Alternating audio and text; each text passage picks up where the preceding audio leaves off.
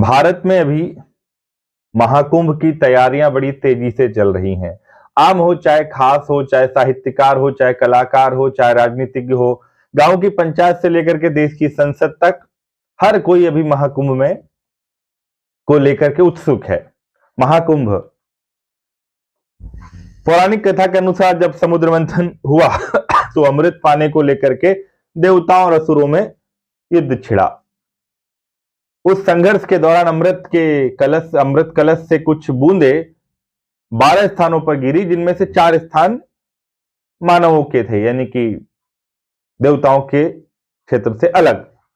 और वो 4 स्थान भारत में हैं जहां पर अमृत की बूंदें छलकी। हरिद्वार, प्रयागराज, उज्जैन और नासिक, इन 4 स्थानों पर जब हर 12 साल में कुंभ का आयोजन होता है, और ये कुंभ ज्योतिष के अनुसार कुछ राशियों के एक दूसरे में मिलने से कुंभ का एक संयोग बनता है। कुंभ का मतलब होता है समागम, संस्कृति का समागम। भारत में प्राचीन काल से ही धर्म को दिशा दिखाने के लिए ऋषि मुनियों का, हमारे विद्वानों का, हमारे गुरुओं का, हमारे महंतों का, हमारे आचार्यों का और हमारे पंडित पुरोहितों का समागम होता रहा है, ताकि धर्म में जो बुराइयां आ गई उसको बाहर निकाला जाए और जो अच्छाइयां हैं उसको स्वीकार किया जाए। और वहां से फिर धर्म के संदेश लेकर के जनता को दिए जाते थे, और जनता उस कुंभ में से, उस समागम में से संदेश लेकर के अपने घर आती थी और उन संदेशों के माध्यम से अपना जीवन जीती थी। ये धर्म का एक सांस्कृतिक पहलू है, इस महाकुंभ का एक सामाजिक पहलू भी है। तो महाकुंभ जो होते हैं, ये कुंभ जो होते हैं, वो 3 तरह के होते हैं। हर 6 साल में जो लगता है वो अर्धकुंभ होता है, 12 साल में जो लगता है वो पूर्ण कुंभ होता है, और मगर महाकुंभ 144 सालों में होता है, और ये सिर्फ त्रिवेणी संगम पर होता है, प्रयागराज में, जहां गंगा, यमुना और अदृश्य सरस्वती मिलती है।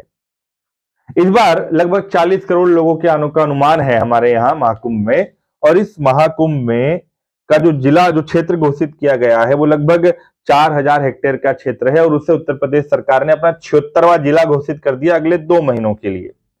कुंभ, जिसको हिंदू धर्म वास्तव में आध्यात्मिक धर्म को समझना है, वो कुंभ में जाए, संत महात्माओं के प्रवचन सुने,